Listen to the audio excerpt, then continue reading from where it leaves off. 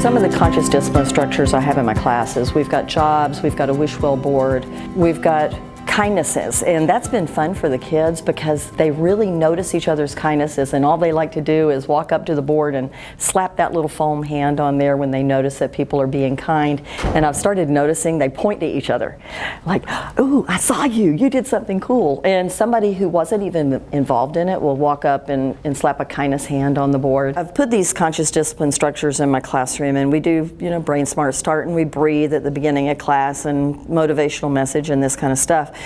And I sort of have been tracking the time, and I realize if I give up that 10 to 12 minutes at the beginning of class, then I've got them for the rest of the class period.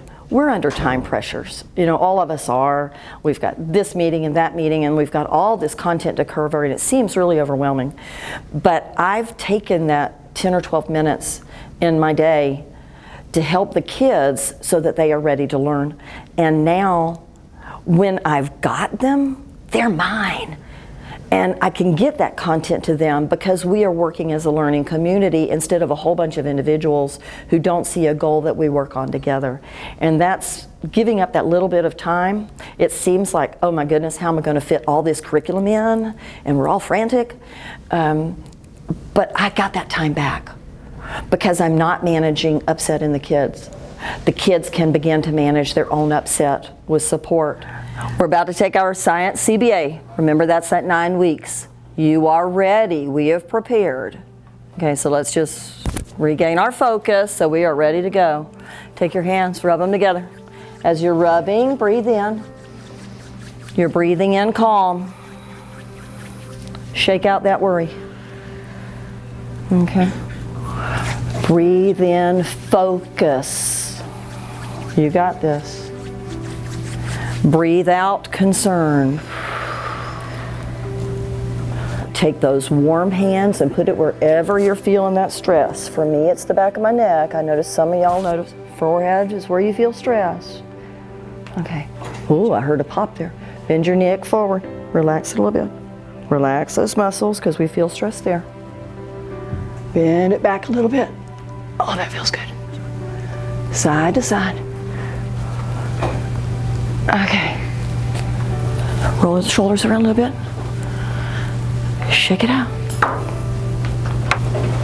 Pick up your pencils and you may begin.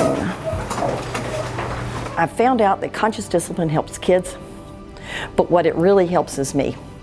This is the first year that I've been consistent with using the conscious discipline structures in my classroom and have the support of other staff members on our campus doing the same thing. It's also the first year in my 9 years of teaching that I have yet to run out to my car at the end of the day, crying, frustrated, and really awful to my family members because I am more focused. And I'm now able to get the kids to do what they need to do to be successful. If mom and dad aren't giving them what they need, it's got to come from somewhere, and it's got to make a difference, or I'm going to end up with the issues later on in society, and that's not worth it to me. I'd rather spend my time here and talk to the kids and teach them what they need to do to manage their own upset or to deal with the frustrations that they feel. Or even like a kid the other day wrote a note to me. He said, we were talking about appreciation, and he came up, he said, "You helped me learn how to deal with my anger, and no one has ever taught me that before." And I about fell on the floor. And those lessons that we teach kids don't always show up at that moment. Like, this is a student I had last year, but he was talking about appreciation in a different class, and that made a difference. That's why I'm here as a teacher, but now I feel like I've actually got the skills to give them not just the content learning.